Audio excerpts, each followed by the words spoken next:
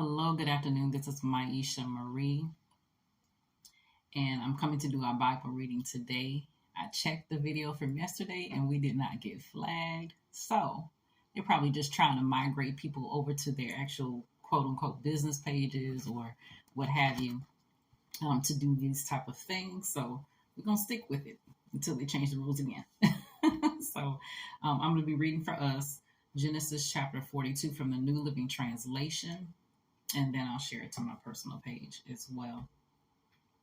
When Jacob heard that grain was available in Egypt, he said to his sons, "Why are you standing around looking at one another? I have heard there is grain in Egypt. Go down there and buy enough grain to keep us alive, otherwise we'll die." So Joseph's 10 older brothers went down to Egypt to buy grain. But Jacob wouldn't let Joseph's younger brother, Benjamin, go with them for fear some harm might come to him. So Jacob's sons arrived in Egypt along with others to buy food.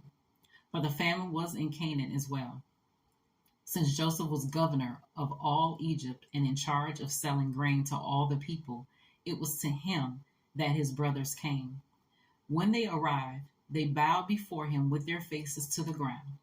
Joseph recognized his brothers instantly, but he pretended to be a stranger and spoke harshly to them. "Where are you from?" he demanded. "From the land of Canaan," they replied. "We have come to buy food." Although Joseph recognized his brothers, they didn't recognize him. And he remembered the dreams he'd had about them many years before. He said to them, "You are spies. You have come to see how vulnerable our land has become." "No, my lord," they exclaimed. "Your servants have simply come to buy food. We are all brothers, members of the same family. We are honest men, sir." "We are not spies." "Yes, you are," Joseph insisted. "You have come to see how vulnerable our land has become." "Sir," they said, "there are actually 12 of us. We, your servants, are all brothers, sons of a man living in the land of Canaan. Our youngest brother is back there with our father right now, and one of our brothers is no longer with us." But Joseph insisted, "As I said, you are spies. This is how I will test your story. I swear by the life of Pharaoh that you will never leave Egypt unless your youngest brother comes here. One of you must go and get your brother. I'll keep the rest of you here in prison. Then we'll find out whether or not your story is true. By the life of Pharaoh, if it turns out that you don't have a younger brother, then I'll know you were spies." So Joseph put them all in prison for 3 days. On the third day, Joseph said to them, "I am a God-fearing man. If you do as I say, you will live. If you really are honest men, choose one of your brothers to remain in prison. The rest of you may go home with grain for your starving families, but you must bring your youngest brother back to me. This will prove that you are telling the truth, and you will not die." To this they agreed. Speaking among themselves, they said, "Clearly we are being punished because of what we did to Joseph so long ago. We saw his anguish when he pleaded for his life, but we wouldn't listen. That's why we're in this trouble." "Didn't I tell you not to sin against the boy?" Reuben asked. "But you wouldn't listen, and now we have to answer for his blood." Of course, they didn't know that Joseph understood them, for he had been speaking to them through an interpreter. Now he turned away from them and began to weep. When he regained his composure, he spoke to them again. Then he chose Simeon from among them and had him tied up right before their eyes. Joseph then ordered his servants to fill the men's sack with grain. But he also gave secret instructions to return each brother's payment at the top of his sack. He also gave them supplies for their journey home. So the brothers loaded their donkeys with the grain and headed for home. But when they stopped for the night, and one of them opened his sack to get grain for his donkey, he found his money in the top of his sack.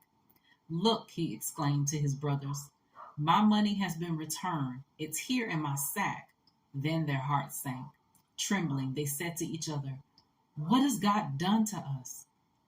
When the brothers came to their father, Jacob, in the land of Canaan, they told him everything that had happened to them. "The man who was governor of the land spoke very harshly to us," they told him. "He accused us of being spies scouting the land. But we said, We are honest men, not spies. We are 12 brothers, sons of one father. One brother is no longer with us, and the youngest is at home with our father in the land of Canaan.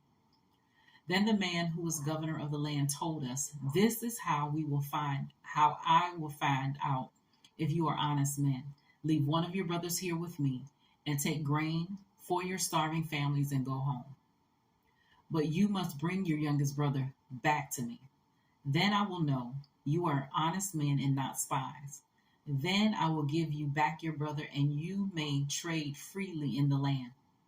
As they emptied out their sacks, there in each man's sack was the bag of money he had paid for the grain. The brothers and their father were terrified when they saw the bags of money.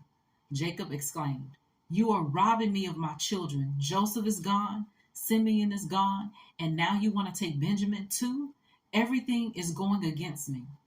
Then Reuben said to his father, "You may kill my two sons if I don't bring Benjamin back to you. I'll be responsible for him, and I promise to bring him back." But Jacob replied, "My son will not go down with you. His brother Joseph is dead, and he is all I have left. If anything should happen to him on your journey, you would send this grieving, white-haired man to his grave."